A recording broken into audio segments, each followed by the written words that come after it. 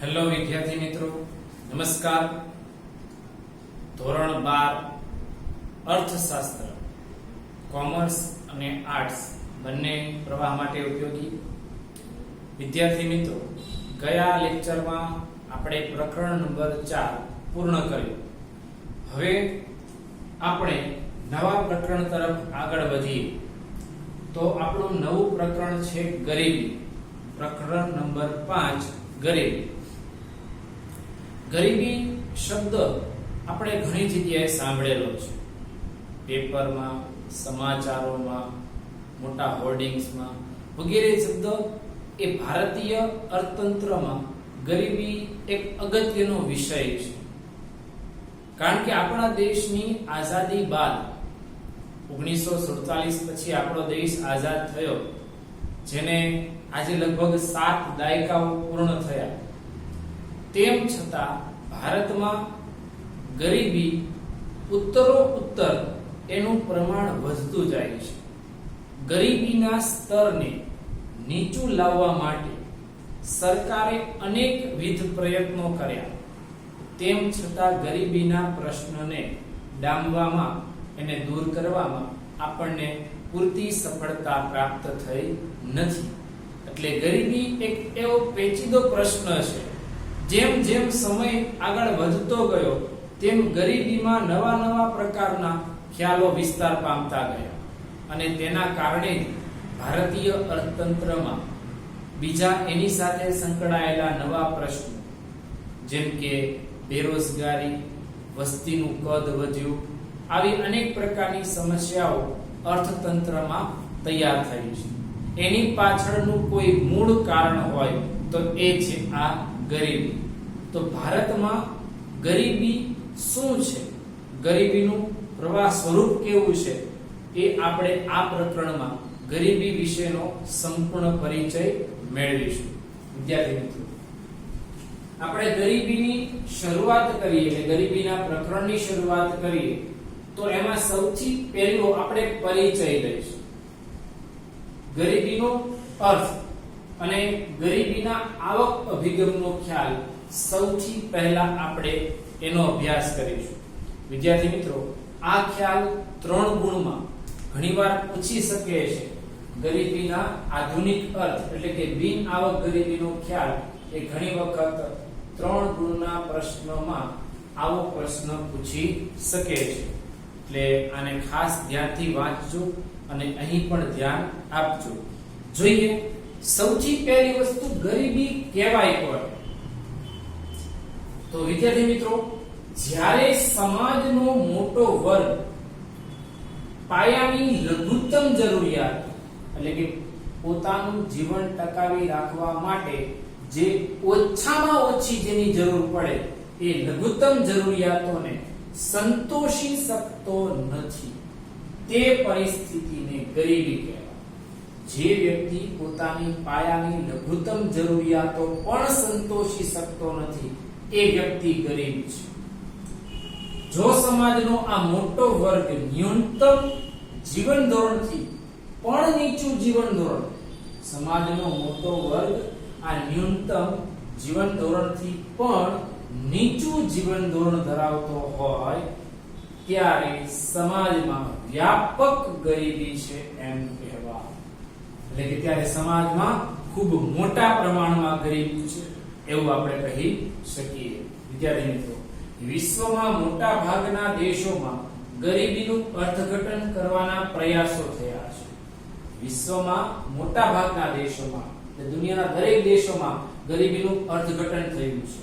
પરંતુ ગરીબી એ સાપેક્ષ ખ્યાલ હોવાથી તેનો ખ્યાલ કે અર્થ સમય બદલાય કે સ્થળ બદલાય કે સમય બદલાય, એટલે કે સમય, સ્થળ કે સમાજ બદલાતા એ બદલાતો રહે છે.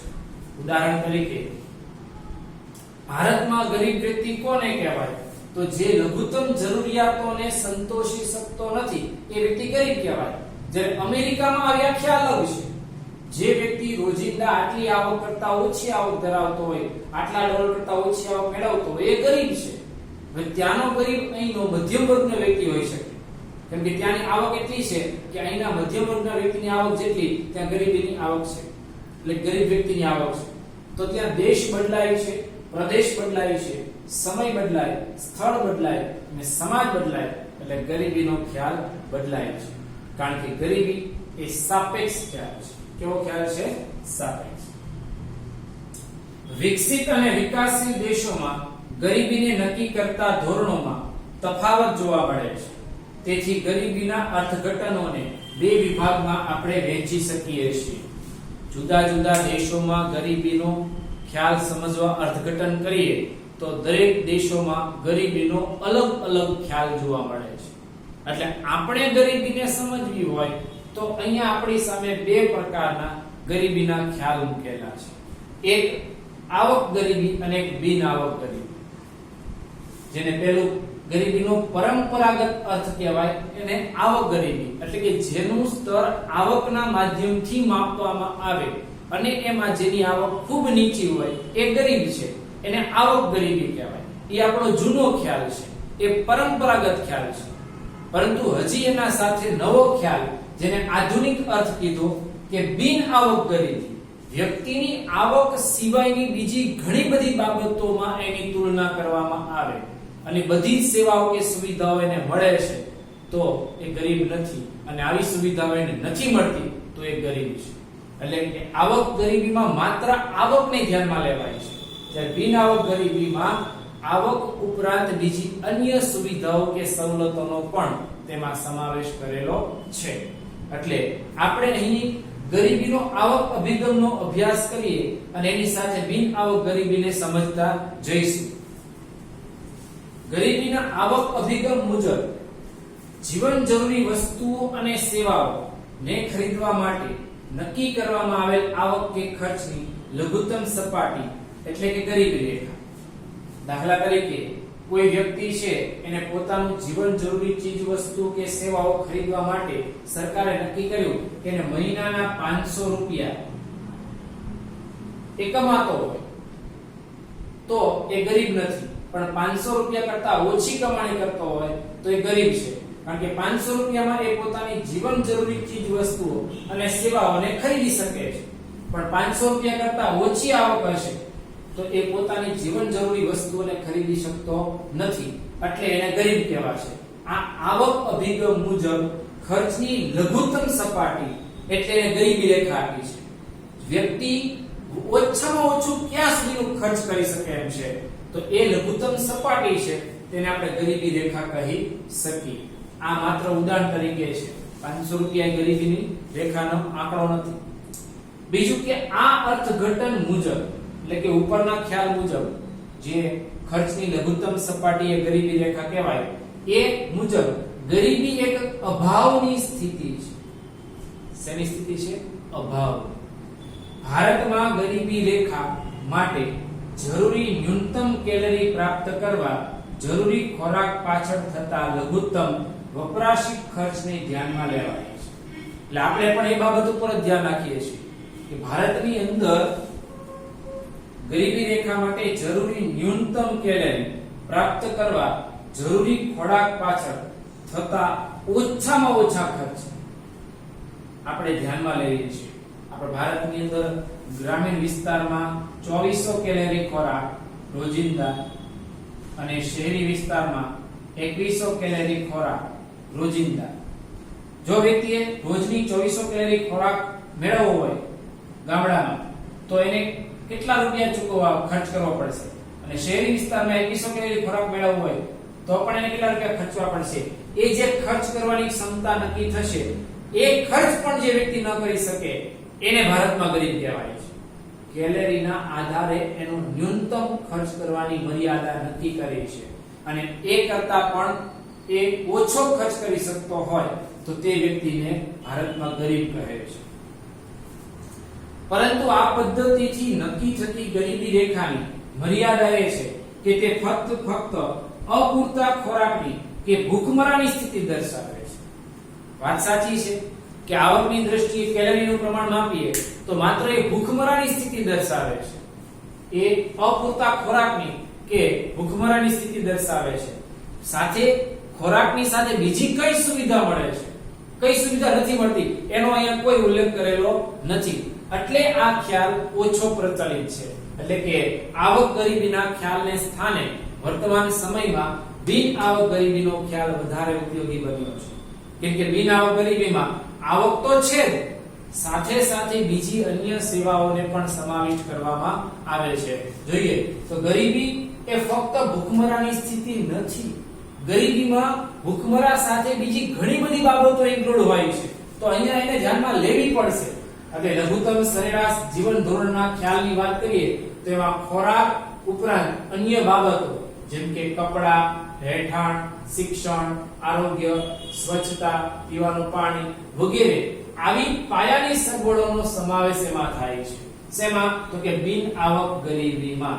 આવક ગરીબીમાં તો માત્ર આવક ગણાય છે, પણ બિન આવક ગરીબીમાં આવક ઉપરાંત કપડા, રહેઠાણ, શિક્ષણ, આરોગ્ય, સ્વચ્છતા, પીવાનું પાણી વગેરે પાયાની સગવડો નો એમાં સમાવેશ થાય છે. તેથી જ ગરીબીના આધુનિક અભિગમ તરીકે બિન આવક ગરીબીનો ખ્યાલ વધુ મહત્વનો છે. એટલે કે આ ખ્યાલ કરતા આ ખ્યાલ વધારે મહત્વનો ગણાય છે. કેમ કે આમાં ખાલી આવક ધ્યાનમાં લેવાય છે અને અહીંયા આવક ઉપરાંત આ બધી સેવાઓને પણ સાથે જોડવામાં આવે છે. વિદ્યાર્થી મિત્રો, આધુનિક અર્થશાસ્ત્રીઓના મતે એટલે કે વર્તમાન સમયના અર્થશાસ્ત્રીઓના મતે આવક ગરીબી એ ગરીબીનું એક મહત્વનું પાસું છે, પણ તે માનવ જીવનના નાના હિસ્સાનો જ ખ્યાલ આપે છે. અગત્યનું ને મહત્વનું પાસું છે આવક ગરીબી પણ તે માનવ જીવનના એક નાના હિસ્સાનો ખ્યાલ આપે છે. અને માનવનું જીવન એ નાના હિસ્સાથી ચાલતું નથી, એની સાથે બીજી ઘણી બધી બાબતો આવે જે અહીંયા વાત કરી કે કપડા, રહેઠાણ, શિક્ષણ, આરોગ્ય વગેરે એ પણ એમાં ઇન્ક્લુડ થાય છે. પણ આવક ગરીબીમાં આ બધી વસ્તુ લેવાતી નથી.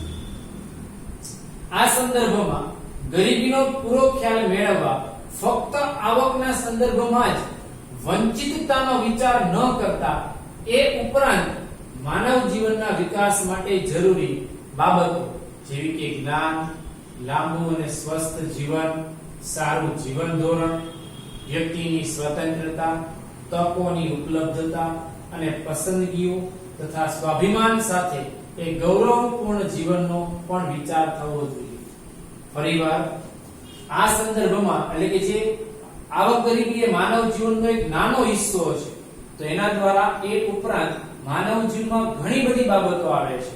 તો એ સંદર્ભમાં જો આપણે ગરીબીનો પૂરો ખ્યાલ સમજવો હોય તો એમાં આવક ઉપરાંત બીજી કઈ બાબતો આવશે, તો એ સિવાય માનવ માટે જરૂરી જ્ઞાન એટલે કે આવકની સાથે જ્ઞાન એટલે કે શિક્ષણ મળવું જોઈએ, લાંબુ અને સ્વસ્થ જીવન માટે એ નિરોગી રહેવા જોઈએ, સારું ખાવાનું મળવું જોઈએ, સારું જીવન ધોરણ, સારી ભૌતિક સુવિધા મેળવવી જોઈએ, વ્યક્તિની સ્વતંત્રતા, પોતે પૂરેપૂરી આઝાદી મેળવી શકતો હોવો જોઈએ, તકો એને મળવી જોઈએ, ઉપરાંત પોતે પસંદગીઓ જાતે કરી શકે, સ્વાભિમાનથી જીવી શકે, ગૌરવપૂર્ણ જીવનની પણ એ વિચાર અહીંયા આપણે બિન આવક ગરીબીમાં કરવામાં આવે છે.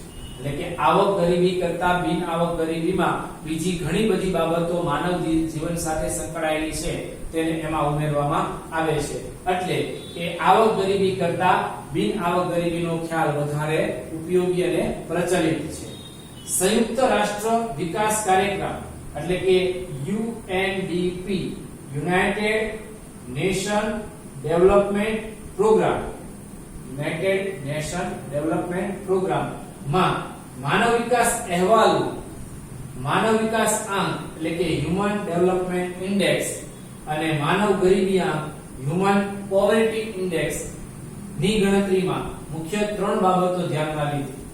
UNDP એ જે માનવ વિકાસ અહેવાલ મૂક્યો એમાં HDI અને HPI માં આ ત્રણ બાબતો ધ્યાનમાં લીધી: જ્ઞાન, આરોગ્ય અને સારું જીવન ધોરણ. આવક ઉપરાંત આ ત્રણ બાબતોને એ ધ્યાનમાં લે છે કે વ્યક્તિને આવકની સાથે આ બધી સુવિધા પણ મળતી હોય તો એ ગરીબ કહેવાશે. આવક ખૂબ જ સારી હોય પણ આ સુવિધા ન મળતી હોય તો એ વ્યક્તિ ગરીબ જ છે, ભલે આવક ગમે એટલી હોય. એની પાસે જ્ઞાન, આરોગ્ય અને સારું જીવન ધોરણ નથી તો એ વ્યક્તિ ગરીબી રેખા નીચે જ છે એવું સ્પષ્ટ કહી શકાય. આમ ગરીબીના લગતા ખ્યાલોમાં આ પહેલો ખ્યાલ આપણે સમજ્યો, જેના આધારે આપણે આગળ ગરીબીના પ્રકારો, સાપેક્ષ ગરીબી અને નિરપેક્ષ ગરીબી બંને પ્રકારની ગરીબીનો વિસ્તૃત અભ્યાસ કરીશું. ભારતમાં ગરીબી એક સૌથી મોટો પ્રશ્ન છે. સરકારે આ ગરીબીને ડામવા માટે અનેકવિધ પ્રયત્નો હાથ ધર્યા છે. તેમ છતાં એમાં ઘણી બધી નાની નાની મુશ્કેલીઓને કારણે આજ સુધી આપણે હજી તેમાં પૂર્ણ સફળતા મેળવી શક્યા નથી. આશા છે કે આવનારા સમયમાં ભારત ગરીબી પર કાબુ મેળવી લેશે.